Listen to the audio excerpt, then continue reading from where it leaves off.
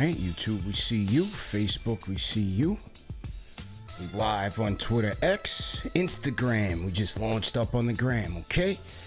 All right, one more. Oh, yeah, Bleacher Report. All right, so we here, we ready to go. Another show, 2025. Let's get into it, man.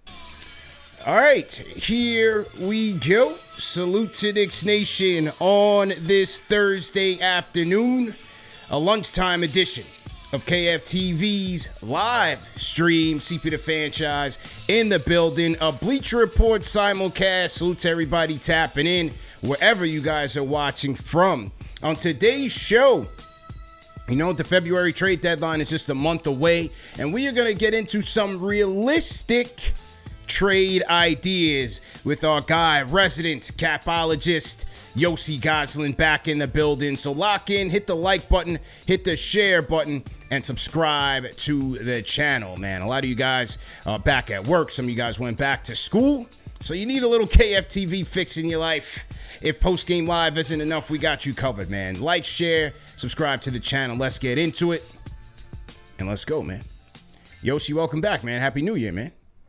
Happy New Year. Thanks for having me back again. Yeah, absolutely, man. You do great work. And congratulations on the launch of your new newsletter, right? Well, tell them about the newsletter, man. Yeah, thank you. I just started on Substack. I call it the Third Apron, and it's just more, so, I have my content, I make my videos. Yeah. That's more so maybe like looking ahead, see what teams could do, what could happen.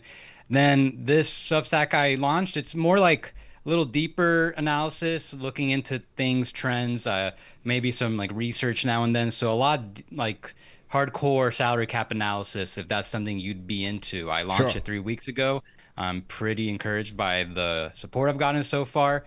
Yeah, feel free to check it out. Dope. I don't know if we'll put the links or whatever, just thirdapron.com. thirdapron.com, man. Great job. Now, let's speak about aprons, because where the Knicks are and with this trade deadline coming up, as they look up to that second apron, they're inching up. They're inching up close to that second apron, man. Just give us a high-level overview of where the Knicks are financially from a salary cap standpoint as we look towards the deadline. So this will just like another reminder of what the Knicks situation is. They're over the first apron. They're below the second apron. They're hard capped to second apron. They can't exceed it for any reason because of the moves they made in the offseason. So if they can still upgrade by trading multiple players, combine the salaries, they can take back a more expensive one that way. They just can't increase their payroll. Now, they did kind of skirt around that with the Karl Anthony Towns trade by signing and trading players, but they can't do that mid-season because you can only sign and trade players during the offseason. Okay. So they're only going to be able to decrease payroll or keep it exactly the same after whatever trade they make. And they're roughly $535,000 below the second apron, which isn't much. If they don't do anything else during the season, they will be able to sign a 15th player, I think, like at some point in March, maybe. I don't know what the exact date is, but maybe sometime around the buyout season.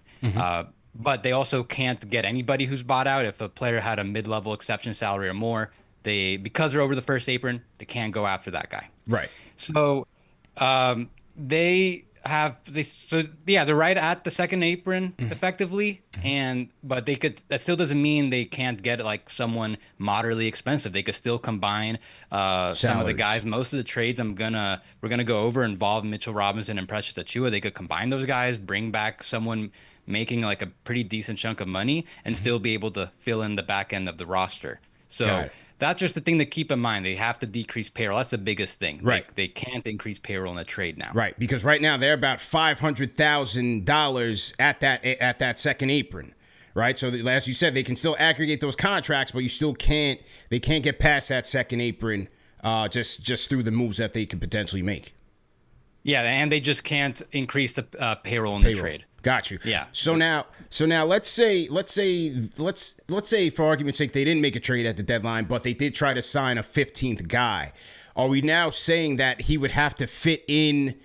How would they be able to afford a 15th guy without going over the second apron? Right. So if they just have the same roster past the trade deadline, and they have this 535,000. That basically means that whoever they sign has to fit within that amount. So I'm not sure. Maybe it's February or maybe it's March. I don't have the date off the top of my head, but then there's going to be a time around then when the minimum salary for a veteran will be that amount or less. So then once you get to that date, they can sign a guy because his salary will be able to fit in there. Because every day the minimum salary it gets lower and lower every day because to account for the days they're actually going to be playing for the rest of the season. Correct. That makes sense. So it could be like, like a TJ Warren. Right now, he is not on the contract with the team on a regular roster spot. He is with the Westchester Knicks. But when we're thinking about those veteran contracts, a guy like that might come into mind because, as you said, for guys who may get bought out, if they already signed for the mid-level, which is around, what's the mid-level, around $6 million? Well, yeah, there's different ones. There's the taxpayer, which is 5. Yeah. The bigger one's 13. Yeah, but the point is, if you have a veteran who signed for that previously and they get bought out, the Knicks can't go out and get that guy. Right. If he was making the 13 million. The 13 million, the full mid-level. So like D'Angelo Russell, for example, I don't think he gets bought out anyways. Yeah. But he's being talked about that. And I mean, anyways, the Knicks don't need another guard. Right. But they wouldn't be able to sign him if he gets cut. Bogdan Bogdanovic, another one. There's going to be several guys I'm sure will qualify for that. Okay. All right. Good. Okay. Now let's put this myth to bed because with everything going on in Minnesota and my guy's starting to step his game up, the Big Ragu's starting to step his game up. A lot of Knicks want to see a reunion between Dante DiVincenzo and the Knicks, and a lot of them are saying he's coming back by the deadline. Let's talk about why that can't happen. So 2 reasons. One, the Knicks are not allowed to bring back DiVincenzo during the season because they traded him. There's usually a 1-year restriction for being able to reacquire a guy. So the only way they could actually, well, I might be off on this, but I believe maybe if the Wolves trade him again, then that team who gets DiVincenzo could then reroute him back to the Knicks because then the Knicks aren't the most recent team to have traded him. Right. I might be a little off on that, but the Wolves, assuming they keep him, they cannot trade him back to the Knicks this season. So earliest they could potentially reacquire him would be the offseason, but I also don't think the Knicks have enough. So that's another thing we should get into. What do the Knicks have to offer? I might be also a little off on the exact counts because some of these seconds might not even convey, but they have about 10 second-round picks from what I counted to trade. And then they have 1 first-round pick they could trade. It's a Wizards first, though, and that's probably not going to convey. That'll probably become 2 seconds. So they basically have 12 seconds if you include that one. Yeah.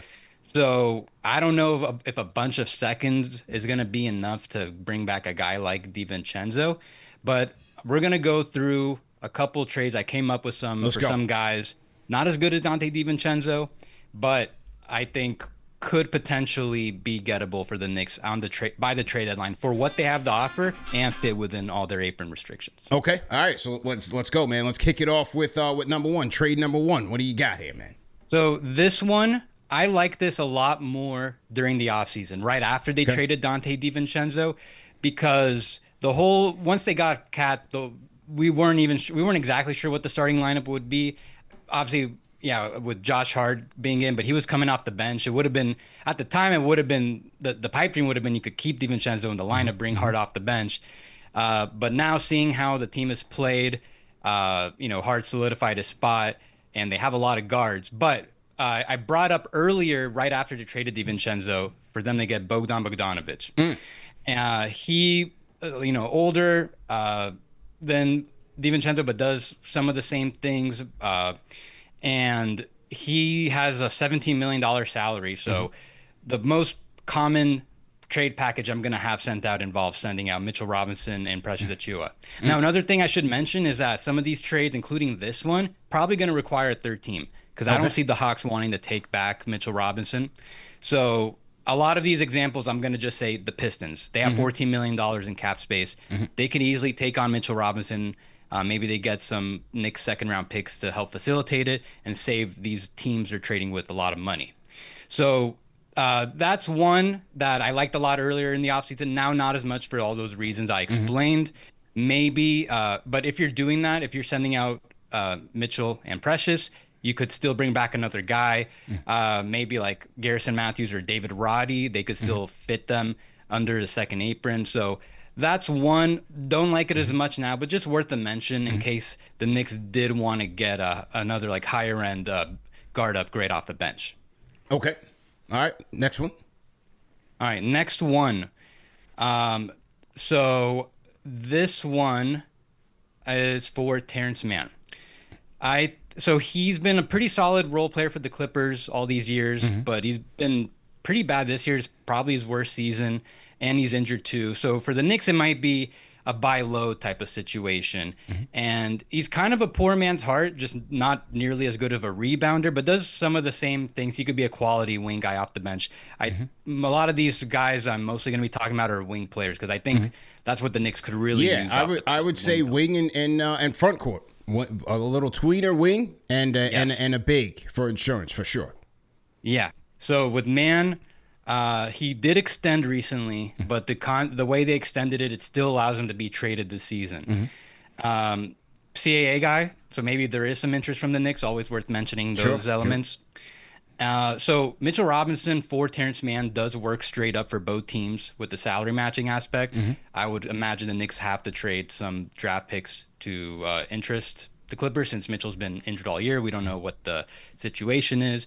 When Mitchell Robinson's healthy, could honestly be a pretty nice addition for the Clippers off the bench. And Mann's salary will be making about $15 million a year going forward. It's still like pretty. Like it's a good amount for the future years. Once Brunson's extension kicks in and then Bridges' extension, whenever he does that, it could still fit with their payroll structure, with whatever, the way they're trying to keep like their top six guys going forward. Now, because he did sign, right, he had to wait 6 months to be traded, meaning Terance Mann, right? So it would be, is it after March, or would he still be eligible to be traded at the deadline? So usually when a player takes the biggest extension they can get, you got to wait 6 months. But Mann's, it actually doesn't qualify for that. It ended up being like just short enough on the years and just short enough on the raise on the first year where he can be traded immediately. So there is no 6 months restriction for him. He can get traded today. Got it. Okay. Yeah. Okay. All right. What's the next? So Terance Mann. What do you guys think in the chat, man? Terance Mann. Okay. What's number 3, man? What do you have? So this one, I'm not going to get it to an exact package, but I'm just keeping an eye on the Suns. They've been struggling now, but most of it has been due to injuries. They're I think 8-16 in their since that 8-1 start, but they're also 13-3 when KD and Booker are healthy. So they're not going to blow it up. But maybe if they continue to struggle, they might want to save some money, try to recoup some draft equity. So I would just kind of keep a soft eye on maybe Grayson Allen, Royce O'Neal. If the Suns can get a good amount of seconds for those guys, maybe that's something they would consider. I would guess they're still going to try to be aggressive, and just try to have the deepest team possible. But I would keep an eye on a lower end, Josh Okogie. He makes a lot of money this year, about $8 million. But his salary next year is non-guaranteed. They gave him this contract for trade purposes, but if the Suns are going to do something, maybe just if they can get off that salary, that would save them a lot of money. I'm not sure they're going to get some really, if they don't get any big trade opportunity that involves his salary, they might as well trade him to save some money. So former Tibbs guy Okogie, again, kind of also in that Josh Hart realm, much poorer man's version. Where's his salary at? Where's the Okogie salary at? He makes $8 million this year, and then same thing, but it's non-guaranteed. So easy out for the Knicks if they do want to cut him next year, or maybe that's a salary they could trade next year as well. But just for this year, I think it's fine to have his salary at that amount. This one would definitely need a third team, though. The Knicks and Suns cannot trade with each other because they're both apron teams. So a third team like the Pistons would have to come in and take Mitchell Robinson, I suppose, because that's the only way the Knicks could do it. That's the only way they could do it. Well, what about Precious? Isn't Precious? My bad. Yeah, they could do Precious and one minimum guy. That would work too. Okay. A campaign. I think that's enough to get over his 8.2. Yeah. Got it. Okay. All right. So, yeah, I mean, look, the Suns are definitely worth watching. They haven't been doing much since the acquisition of Bradley Beal. They just lost to a severely underhanded Grizzlies team at home. And so they're definitely soul searching. We'll have to see what happens with them by the deadline. What else you got, man? So far, not the sexiest names I put out there, but now I think it's going to start to get a little more interesting. Okay. So here's a guy that I thought the Knicks could have gone for last trade deadline, and that's Harrison Barnes. When they still had that Fournier contract and it was obvious they're going to do something with it, not that it was expiring. Harrison Barnes was a guy I think that would have been nice for the Knicks. They ended up getting Bogdan Bogdanovic, but a guy that he's like just one of the best fifth guys you can put to a lineup and can really help a lot with Josh Hart's minute load. So and out of all the guys I mentioned so far, Barnes is by far the best guy they can add to the playoff rotation. So he makes $18 million. So they can do something. Yeah, Mitch and Precious again, whatever seconds needed. Could be a 2-team trade. The Spurs, they don't need a third team to do this. And the Knicks could still they still have enough space under the second apron to bring in another guy in that trade. So maybe they could bring in a guy like Charles Bassey to replace some of that big man depth. He's been having, well. Yeah, Bassey's been having an underrated season. I remember last month when Wemby was out, he had like a pretty like low-key good stretch. So if they're going to do something like that, you bring in Barnes and then you're giving up 2 big men, but you get one back. And Bassey could be, pretty decent for the regular season. All right, so potentially Charles Bassey, Harrison Barnes, Mitch and Precious. Yes.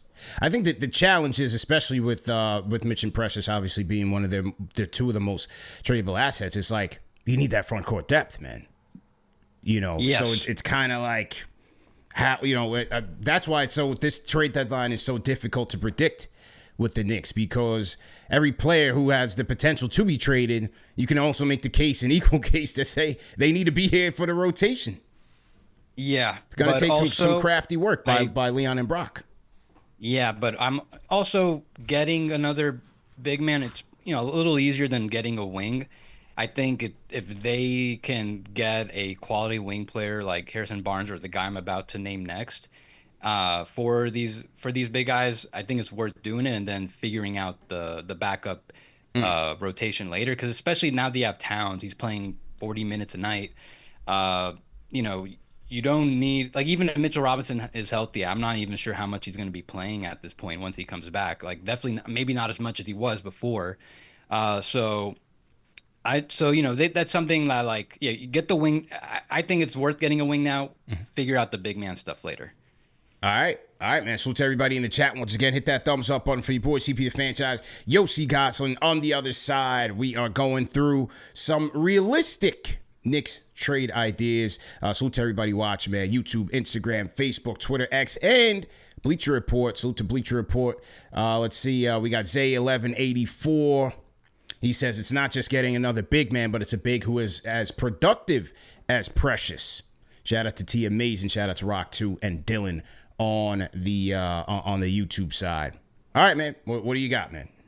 All right, so this is my last one. So, like we mentioned at the beginning of this, the Knicks can't bring back DiVincenzo.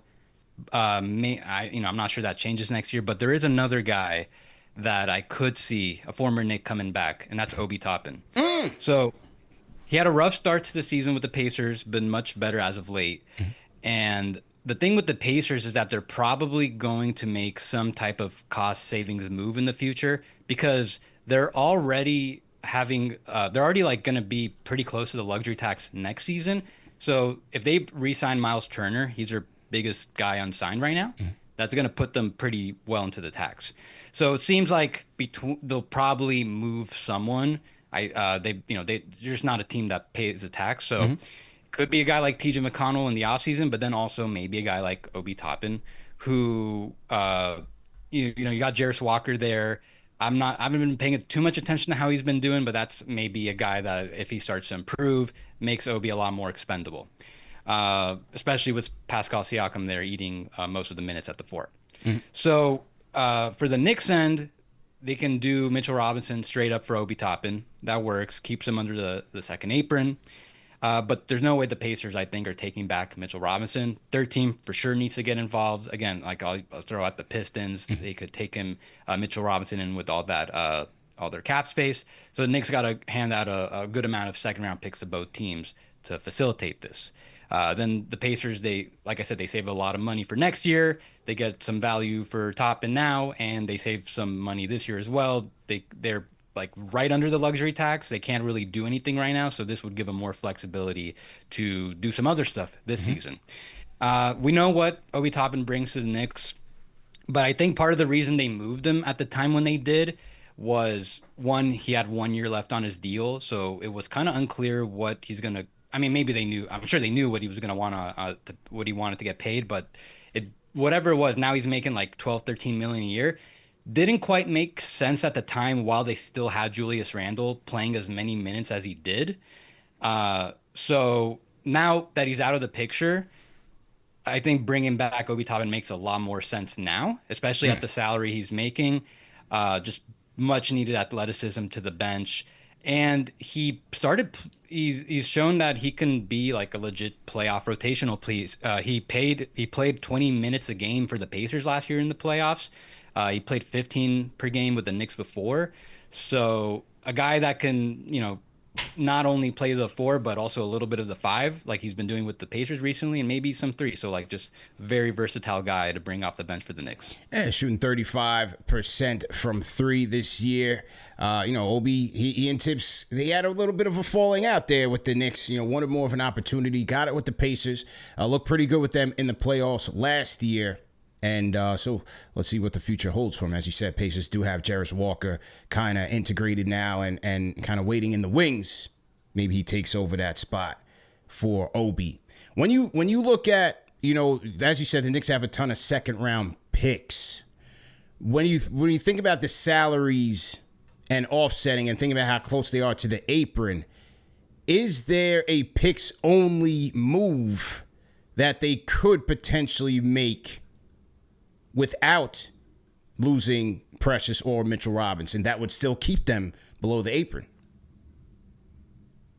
So you're saying without trading either of the big guys, without trading picks also, what they can do? No. Without trading the big guys, is there a multiple seconds for a player out there that they can get without going over that second apron? Without trading those guys, they're gonna have to trade somebody. I don't think they want to trade McBride, so then you're looking at they're gonna have to trade somebody anyways, no matter what. So then you're looking at maybe doing, you got Sims, Kolek, Payne, Dadier. They're all making $2 million roughly. So they could do something where they just trade one of those guys for a different minimum salary player. Or they could potentially combine two of them, bring back like a $3 to $4 million player, something like that. There's a lot of players who make that much, so it's going to be hard to go through the list. But they could do something smaller scale involving their minimum guys then, including some seconds. So then now you're looking at McBride, who's on a cheap deal. You're looking at Payne, Kolek, Dadier, those type of guys, and what are you really getting back there to make a trade worthwhile? But this is why this exercise is very difficult, because the Knicks they're in a different spot. This isn't like past trade deadlines. Like, they don't have much to work with, and from a roster standpoint, it's hard to deplete from your rotation right now because you need all these guys, and so it's hard to justify making a trade that's going to make your team better at the expense of at the top end of Mitchell or Precious, or at the lower end, some of these minimum salary guys. It's a very difficult exercise. Yeah. I do feel like the Knicks are going to be in a much better spot next season. Because they made the cat trade so late that they didn't really have time to, fix the rest of the back end of the roster, like to help with whatever needs they had. But now they'll be entering next off season. They're gonna have a similar high payroll, so they're not gonna be having any. I doubt they'll have the mid-level exception, but now there's like because of the apron rules, there's a lot more good vets going for the minimum, and they'll definitely be at the top of the line for a lot of these players that would be a candidate to take those type of deals with a contender. Yeah, so off season is probably a better look heading into the following season than trade deadline, just in terms of options. I think mostly in terms of filling out like the back end of the roster, like the minimum guys. Yeah. But I can see like all these trades I laid out, I don't see why not. I think they have enough between the second round picks and the salary matching stuff to make it work.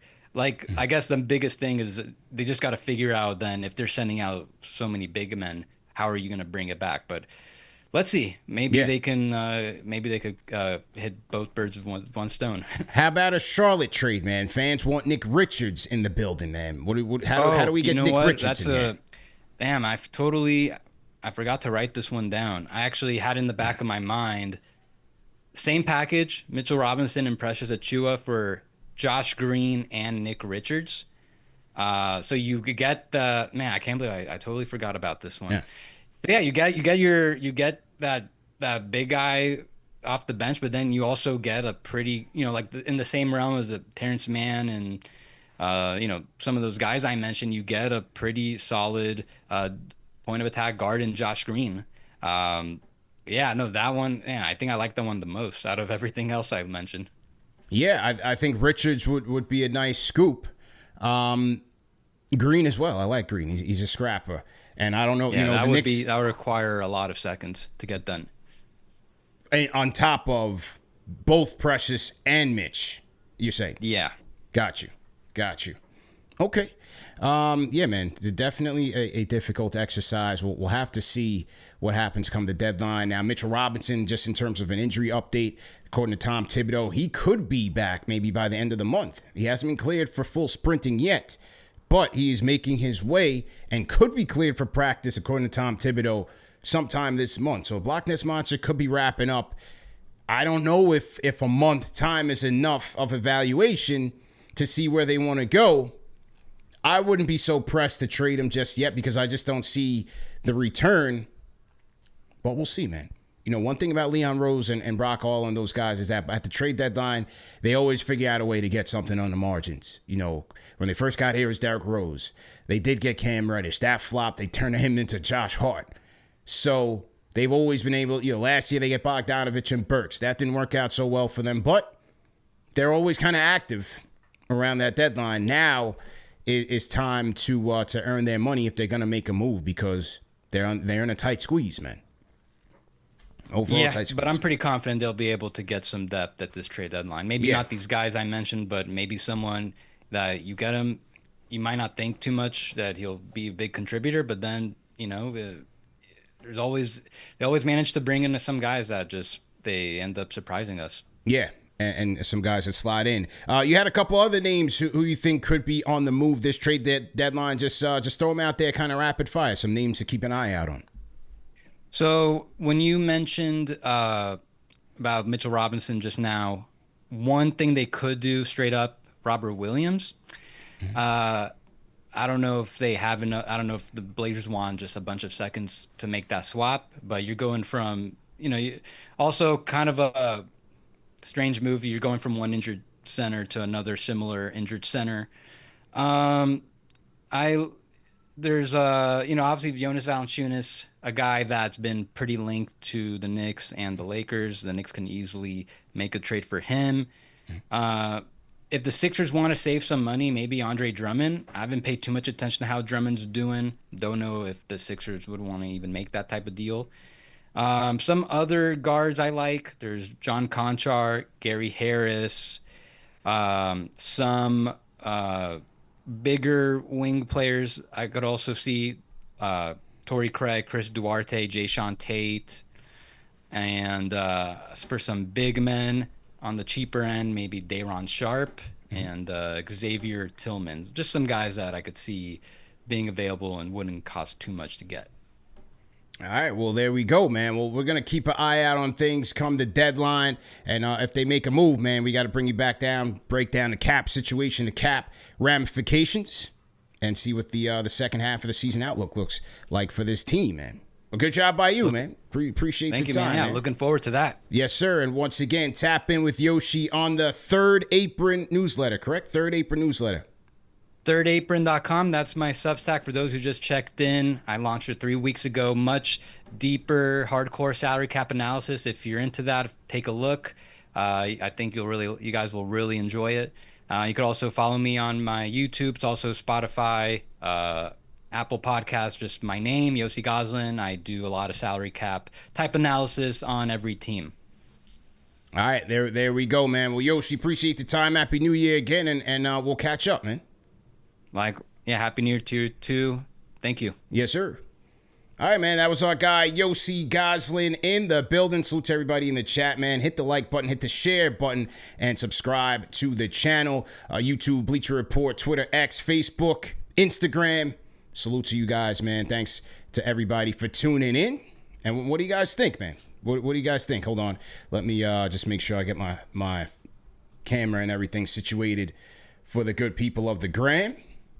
And we'll go from there, man. Listen, this is the tough exercise, as I discussed. It's a very hard exercise. The Knicks are not operating from a position of strengths when it comes to the trade deadline. So for me, I'd probably just rather stick it out, see how it goes with what we have, see what the Block Ness Monster looks like. The team is on a roll. Precious is playing well. I want to keep the backcourt together. I like what Campaign is bringing. Deuce is going to shake out of his slump. Kolick, I think he will get some more minutes into the second half. So let's see how it goes. And if you guys have other ideas, go ahead and lock in, man.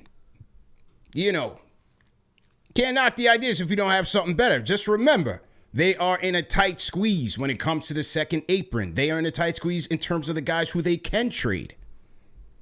So just remember that before you trash some of the ideas. Some of you might not like it, but this is where these guys are, what these guys are working with. Like, salute to Taj on the YouTube side. Taj is throwing tomatoes and then says, let's go get Cam Whitmore. Like, you can't be throwing tomatoes on one side and then coming in with an NBA 2K trade on the other side. Knicks have no shot at getting Cam Whitmore under any circumstances. Zero. So you got to come with realistic ideas. Unless you just don't want to trade at all, which is cool. Standard pat is cool. That's cool with me. At this point, staying put might be the best option. You know what I mean? So that's just what it is. Bleacher Report, I'm going to drop you guys off. We'll see you guys next week. Thanks to everybody for tapping in. Make sure you guys are coming through to the KFTV watch party tomorrow night. Knicks versus Thunder. Gonna be a blockbuster. Clinton Hall 36. That's 16 West 36th Street. So make sure you guys are tapping in there. Bleacher Report, I'll see you guys next week.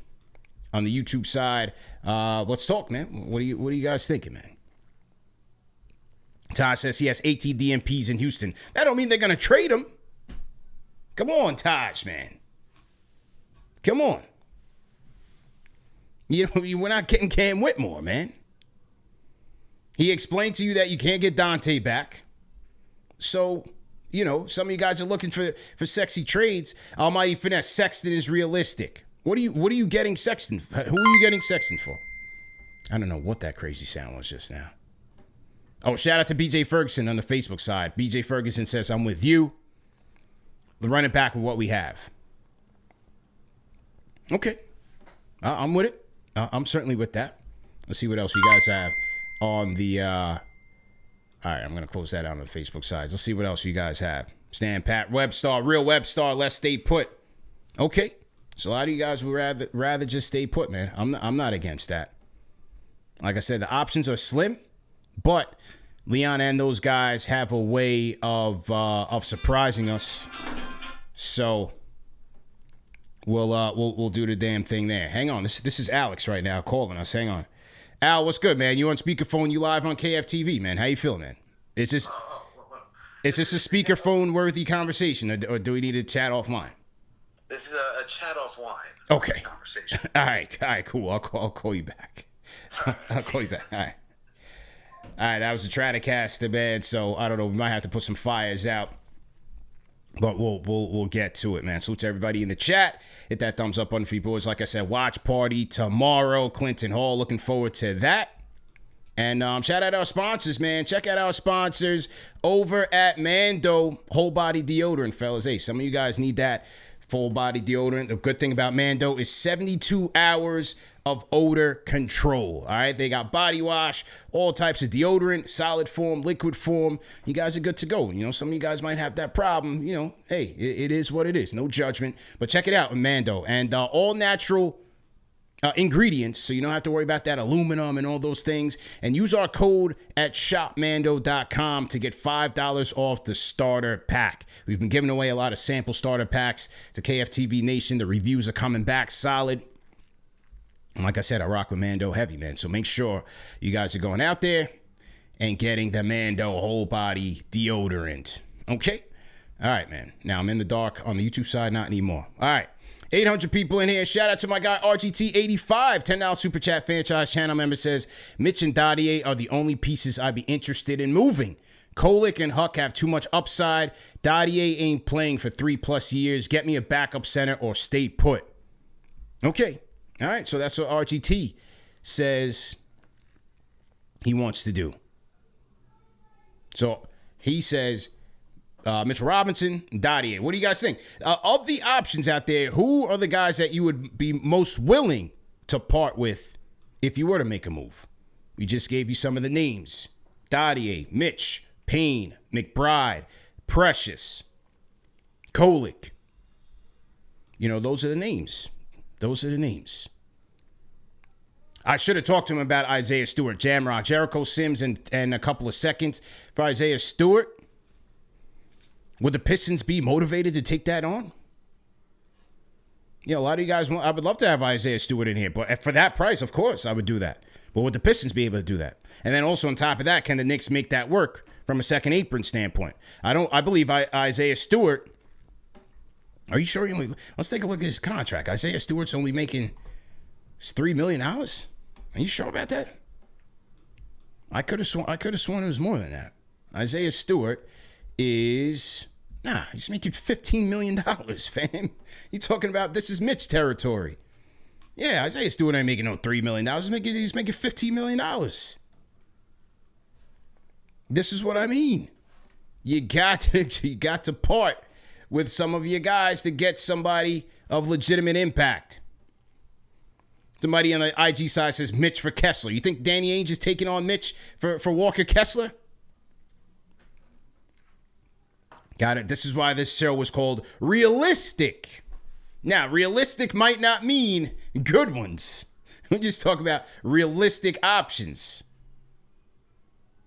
This Cole on the IG says, Isaiah Stewart is a professional crash out. I'm cool. Yeah, he does. You know, I do like his edge on one hand, but on the other hand, it's almost on the highly emotional side. You know what I'm saying? It's one of those things where it's like, yo, like, you got to keep that under control, man. It's good to play with a fire, but maybe it's all the losing that was going on in Detroit. Even though they're having a better year, maybe it's all the losing. TJ Warren, we talked about TJ Warren at the top of the show. Some options for the Knicks if they wanted to go out there and sign a 15th man. And remember what Yoshi said, they have to keep it. Anybody who they sign, it's got to be for like 500 under that 500,000 because you can't go over the second apron. So now, if they go out there, let's say they go out there and they want to get a veteran who's been bought out, and that veteran is already under a taxpayer mid-level with his other team. So he's already getting a couple million. Maybe he would come to the Knicks for a couple of shillings because he's already getting his other bag from his original team. That's what you could. That's what you should hope for. Mike, the Knicks fan, go bring Svi back. Svi was playing for the Jazz last night. Almighty finesse, Jalen Duren. All right, you got to keep dreaming, man. You got to keep dreaming, man. Don't trade anyone. Okay, cool. Shout out Cicero Holmes, franchise channel member, says Happy New Year, Happy Nick Year, KFTV fam. Send Mitch to New Orleans for Zion. Okay. All right, you guys are dreaming big, man. you guys are dreaming big. Realistic trade scenarios. Realistic trade scenarios. Webstar on the Instagram, man. You pull up to the watch party tomorrow or not? Torre, my guy Torre, shout out Torre, says, wait for Ben Simmons to get bought out, then sign him for the vet minimum. What do you guys think about that? Can Tibbs get Ben Simmons right? Knicks could use a little wing depth. I think wing depth and front court help would be good. Why is Jacob Toppin on the roster over TJ Warren? That's a very good question. Very good question.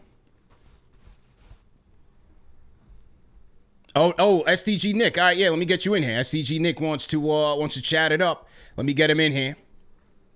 And then I got to go eat some lunch, man. I'm starving. Appreciate everybody for tapping in, man. We got almost 1,000 people in here. SDG Nick, go ahead and unmute your mic. STG Nick, are you there? We got you on the Discord, Nick. So when you're there, just go ahead and unmute your mic. If it's not working, jump out of the Discord and then jump back in. Nick's taking on the Thunder tomorrow. Yeah, man, it's gonna be a good one. Nick on the Discord. Are you there? All right, let's see. No Zion. Keep it moving. Yeah. You guys be DM me about Zion. And K Marco. Shout out K Marco. Franchise Hanneman, $10 Super Chat says, these guys think we can trade Dottie for Steph and Giannis. Yeah, look, man. I'm used to it. Every trade deadline, we do this exercise. And teams like, I hate this. I hate this. I hate that. Look, man, you got realistic trade scenarios. Or stand pat. I'm good with that. Jack City, in Leon, we trust. Okay. Shout out Jack City. Yeah, man. Tonight we are going to have Game of the Week preview at 6 o'clock. I think I got to call Alex back and see what that fire is about. We got Game of the Week preview tonight. And then tomorrow, Knicks versus Thunder in OKC, 8 o'clock tip-off. Nick, we're going to try you one more time before I get out of here, man. Are you there? Hello. Yep. How are you, man? Pretty good. Love having Yasi on the show. Great to hear all the trades, potential trades. I'm kind of with you on the stand pat move. It's like when Mitch comes back, we don't really need to rely on Mitch to be out there for what he used to be as a starter. You got time to, ease him back into it. All it matters is if he's ready for playoff time. If Mitch is fully healthy for the most part come April, what else are you going to be able to get for him in return right now? If you trade him, February 8th or whatever the deadline is going to be, his value is probably not going to be where it normally would be just because, we haven't seen him play since, April. So it's I think it's best to just hold on to him. And then, if he plays well, and then if you want to move, like he was saying in the offseason, it might be easier to make moves, then maybe go that route. I still am holding on. The one guy I would love to bring back, not just emotional, but I think Dante, once the year expires or whatever, I'd love to get someone like that back off the bench, a wing that can kind of shoot. But as of right now, I think just kind of staying pat with what we have right now, I think is probably the best option. Yeah, sounds like it, man. But you never know. Leon and Brock, they always find a way to pull that rabbit out of a hat. They're always working. You can bet that. So let's see. I'm all for standing pat because I don't like all the options and I don't think there's a lot of realistic ones out there. But we'll see. You just never know. Never know what conversations are being held and what trade could come about just based on the relationships that these guys have.